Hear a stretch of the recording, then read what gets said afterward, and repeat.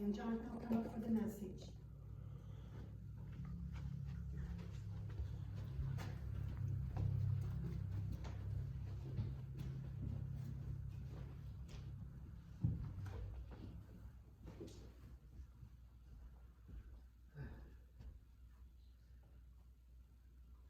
Thanks, Marie. Thank you very much. Thanks for coming. I too am getting sick of the cold weather, by the way. I'm ready for it to warm up. It was not supposed to be that cold last night. But anyway, how many of you have heard this passage before? Most people, I would think. Yes, no? I'm looking for feedback occasionally. I know lots of pastors don't, but I do. I think most of us have probably heard this. And what do we think about when we hear this? We think, well, we have the government and we have the church. And we're supposed to give our taxes to the government and, do what give our offerings to church.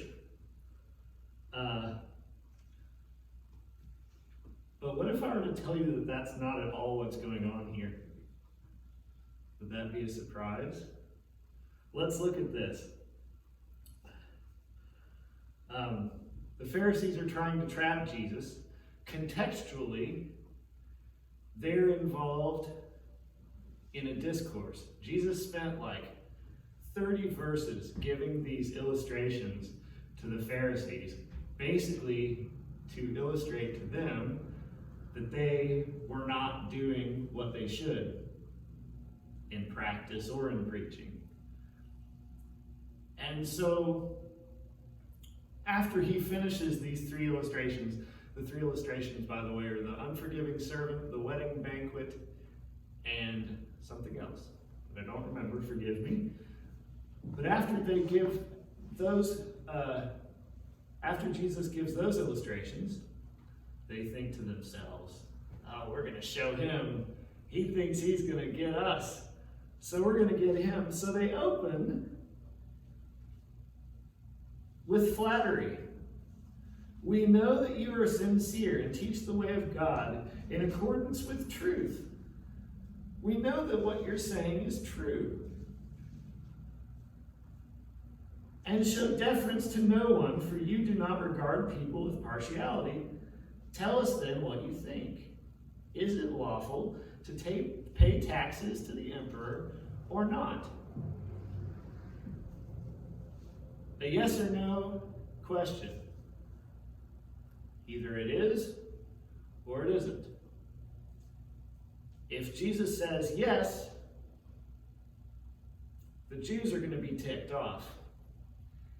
If he says no, the Romans are going to be ticked off, and he's going to be seen as a rebel, which, by the way, ends up what happens anyway, and it gets him killed. And that's going to come up soon. We're going to remember that. But Jesus doesn't answer how they were expecting. He doesn't answer with a yes or a no.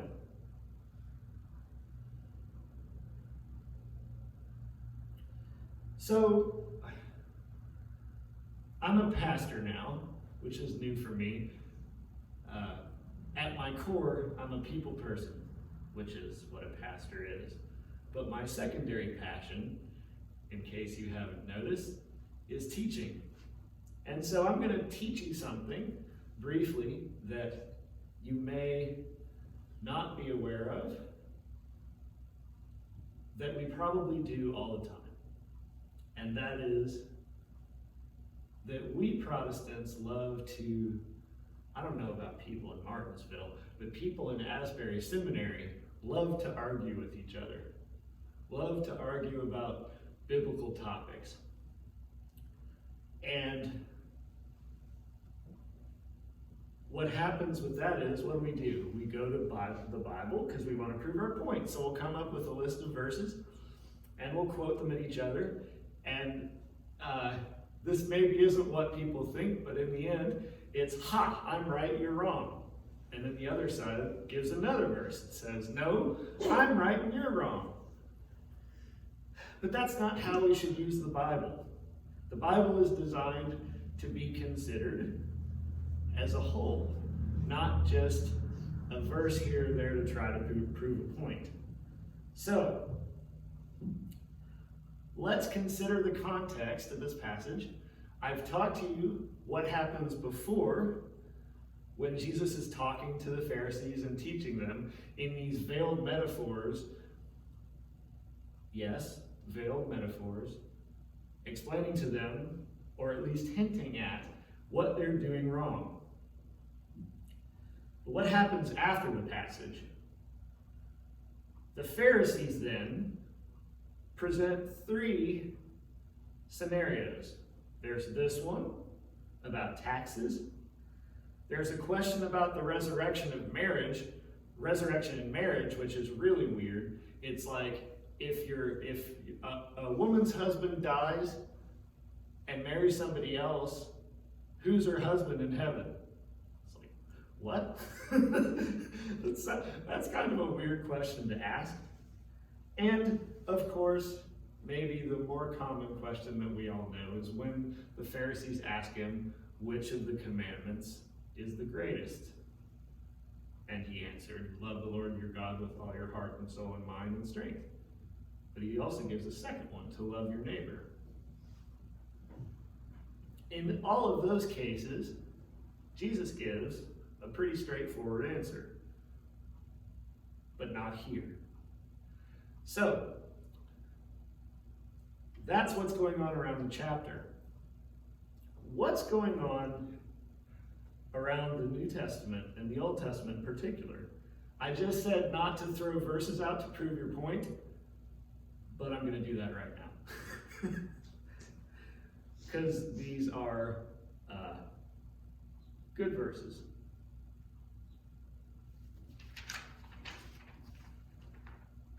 Oh, there's a back. Okay. All right. Colossians 1:16 says, for by him all things were created in heaven and on earth, visible and invisible, whether thrones or dominions or rulers or authorities, all things were created through him and for him. God made everything. Titus 3:1, remind them to be submissive to rulers and authorities, to be obedient, to be ready for every good work.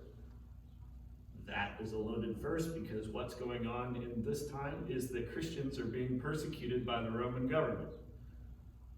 So it's not so much God's ordained authorities as much as it is, hey guys, it might be a really good idea to just do what they say and keep your head down.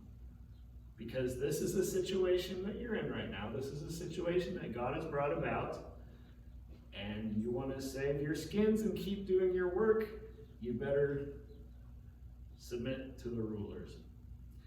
2 Chronicles 29:12-16 is the big one, in my opinion.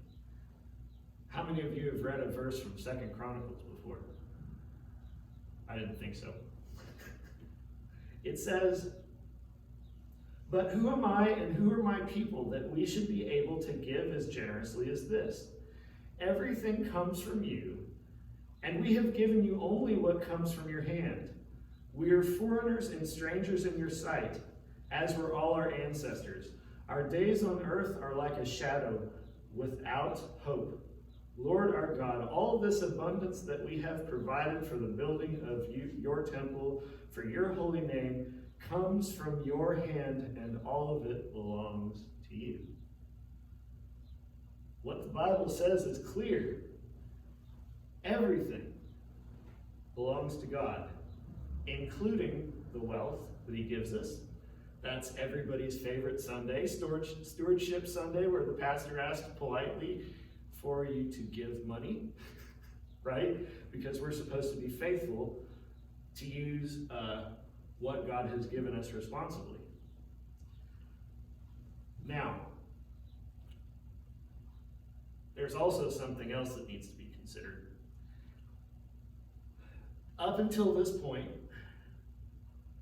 for the last 600 or so years, 600 or 800 years, the Jews have been spending time under foreign rule. Okay? So they were their own state. But they kept sinning and they kept sinning and they kept sinning. So God said, fine, I'm going to give you over to the Babylonians. And they moved into Babylon. Then they left and the Persians took over. And the Persians let them have their own land, but they were still under Persian rule. Then, who conquered the Persians? The Romans. So now they're under Roman rule, and guess what? After the Romans go away, the Greeks are going to come in and kill the Romans off, and then they're going to be under Greek rule. God's people spent a long time under foreign rule. So what does this mean? The Romans basically let the Jews do whatever they wanted, but the province of Judea was a Roman province, and so, as if you were to be a good citizen, the Jews were expected to pay their taxes. So why the question, is it lawful for the people to pay their taxes? Well, of course it is. But here's the problem. The Romans are not like the Jews. They don't worship the same gods the Jews do. They worship many gods. And there's one in particular that they worship that you might not know who it is, but I'm going to tell you. Caesar was seen as a god to the Romans. Who is Caesar? Caesar, you might think of Julius Caesar, but at this time, Caesar was just a fancy title like king. It wasn't referring to a particular person. Every Roman ruler was called Caesar. At this point, the emperor of Rome was Tiberius, but nobody cares about that. But what is happening here? The version Marie read, I think, said, give to Caesar what is Caesar's. Is that right? Yes. Mine says, give to the emperor what is the emperor's. But that's not what's going on here. It says Caesar. And if you didn't know that Jews were under Roman rule at the time, this would go right over our heads, wouldn't it? So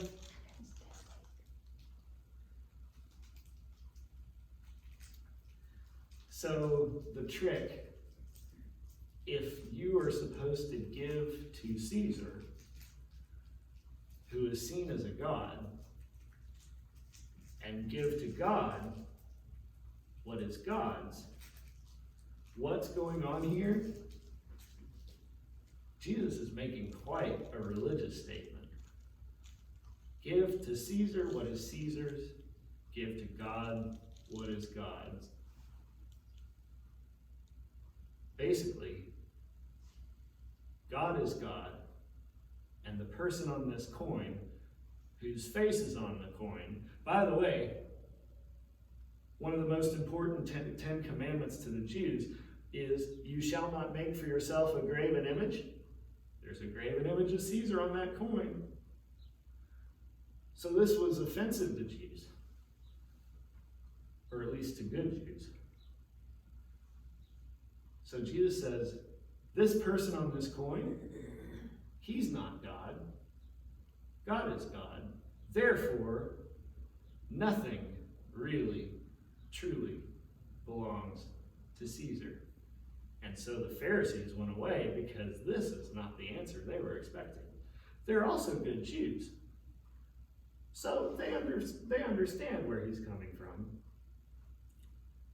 Now, I'm not using this verse, I don't mean to use this passage to say that we shouldn't pay our taxes and I'm advocating for a socialist state. No, that's not what I'm saying. The point here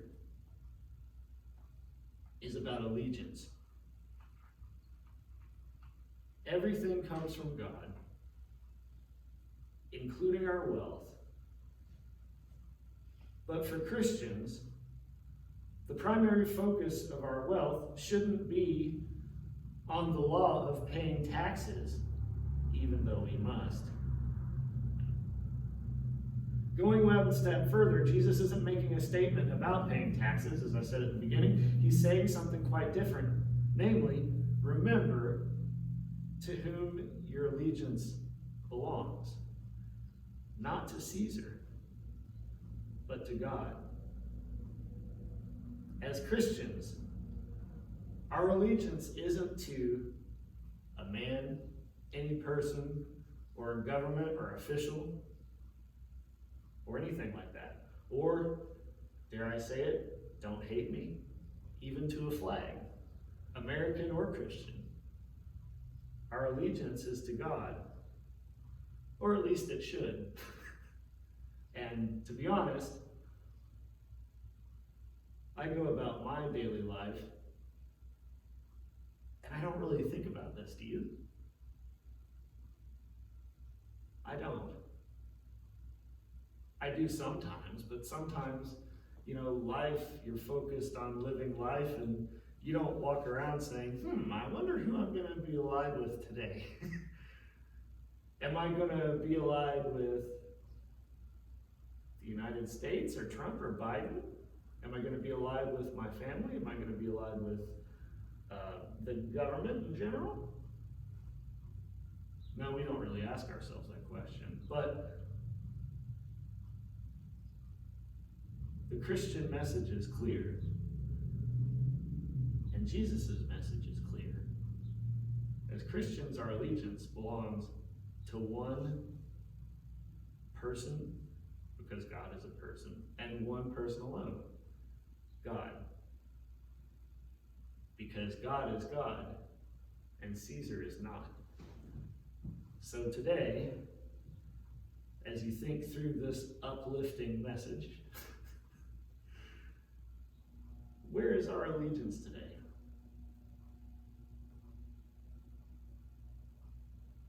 I'm not sure if I have any other way to answer that question other than God, but I came to serve Martinsville, and I'm your pastor. I'm going to work with you and love you and care about you and spend time with you and get to know you and all that, but I'm not allied with Martinsville. My allegiance isn't here. My allegiance is to God. My allegiance is to Jesus, because God is God and Caesar is not. All right, amen. The end. I hope that wasn't too somber. But next time somebody uses that verse as one way to prove that we should pay our taxes or submit to governing authorities, now you'll be able to say, well, yeah, that's true, but there's something else going on. And I think that's fun. All right. What do we have next? Our next hymn is number 431, Let There Be Peace on Earth. I think it says let there be peace. I think it's let there be peace on earth. 431.